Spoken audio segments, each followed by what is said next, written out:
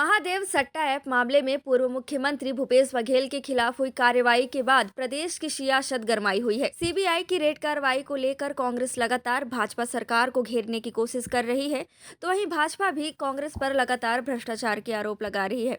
वहीं स्वास्थ्य मंत्री श्याम बिहारी जायसवाल ने पीसीसी चीफ दीपक बैज के बयान पर पलटवार किया है। उन्होंने कहा है कि कितना भी ताकतवर व्यक्ति क्यों न हो, कानून से बड़ा कोई नहीं। मंत्री श्याम बिहारी जायसवाल ने आगे कहा कि सरकार सभी प्रकार के घोटालों की मॉनिटरिंग कर रही है। पावर का दुरुपयोग करके ऐसा काम नहीं करना चाहिए। कार्रवाई सुनिश्चित है। कांग्रेस को खुश होना चाहिए कि जो गलत काम कर रहे हैं उन सब पर कार्रवाई हो रही है और उन्हें जांच में सहयोग करना चाहिए।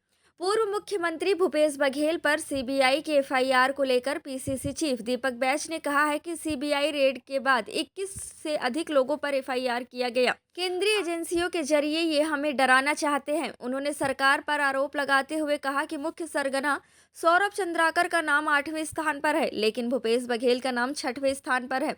सरकार ने ऐसा करके मुख्य अभियुक्तियों को बचाने के लिए कार्य करने की मंशा से स्पष्ट कर चुकी है।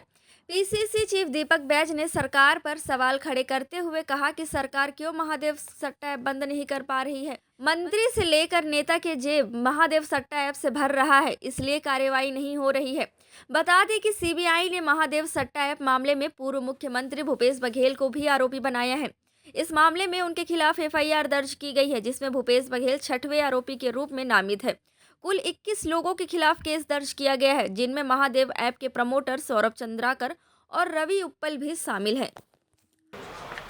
जिस तरह से आप लोगों ने कल देखा कि सीबीआई रेड के बाद लगभग 21 लोगों के नाम जद सहित 21 से अधिक लोगों पर एफआईआर दर्ज की है।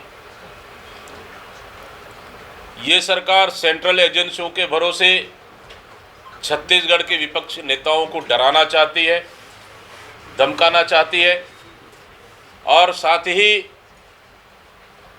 कि सीबीआई के लिस्ट में आप देखेंगे पूर्व मुख्यमंत्री भूपेश बघेल जी का नाम 6वें नंबर पर एफआईआर में अंकित है, दर्ज है, जबकि इस महादेव सट्टा ऐप का मुख्य सरगना सौरभ चंद्राकर है, उनका नाम 7वां नंबर में,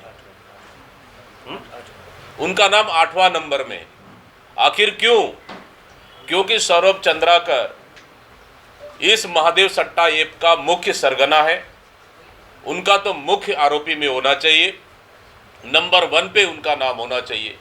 लेकिन कहीं न कहीं ये केंद्र और भारतीय जनता पार्टी की सरकार मुख्य अभियुक्तों को बचाने के लिए और दूसरों को फंसाने के लिए इस तरह का 7वां 8वें नंबर में नाम दर्ज कर ये साबित कर दिया कि इन्होंने कि मुख्य अभियुक्तों को बचाने का काम कर रही है और साथ ही राजनीतिक से प्रेरित इस तरह के एफआईआर दर्ज कर रही है, जिसका कांग्रेस पार्टी खुलकर विरोध करती है।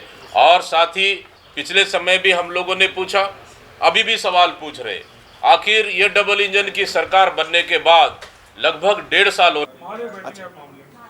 देखिए, आप सभी जानते हैं कि भारतीय जनता पार्टी की माननीय विष्णुदेव साय जी की सरकार है और सरकार जब से आई है तब से, चाहे वो हेल्थ में घोटाला हो, चाहे पीएससी का घोटाला हो, चाहे महादेव सट्टा ऐप हो, चाहे आबकारी विभाग में घोटाला हो, किसी भी प्रकार के घोटाले को सरकार जो है लगातार मॉनिटरिंग कर रही है और उसको जिस लायक जो जांच एजेंसी है उससे जांच करा रही है। सीबीआई महादेव सट्टा ऐप घोटाले का जांच कर रही है और उस जांच में भूपेश बघेल जी के ऊपर भी, जैसा मीडिया और उसमें भी आ रहा है, हम लोग देख रहे हैं कि उनका भी नाम आ रहा है।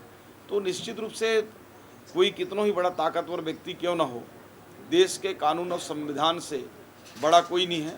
जो भी देश की जनता की, राज्य की जनता की गाढ़ी कमाई को उसको लूटने का काम करेगा या राज्य के जो नियम हैं उसके विपरीत अपने पद का या सत्ता का दुरुपयोग करके या पावर को दुरुपयोग करके कोई भी जनप्रतिनिधि या अधिकारी ऐसे कृत्य करेगा तो उसके ऊपर कार्रवाई सुनिश्चित है।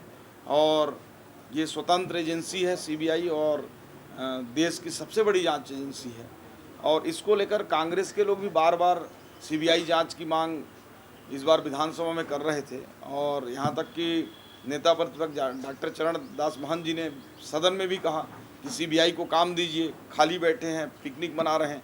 इस प्रकार का उनकी भी मंशा थी। तो इसमें तो कांग्रेस को खुश होना चाहिए कि जांच हो रही है, तो जांच में सहयोग करना चाहिए। साच को आँच कैसा, अगर दोषी कोई नहीं है तो ज़बरदस्ती उसको तो कोई फंसाएगा नहीं। तथ्य आएंगे, उसमें पुख्ता सबूत मिलेंगे, तभी उसमें कार्रवाई होगा। ये नक्सल प्रभावित जिले में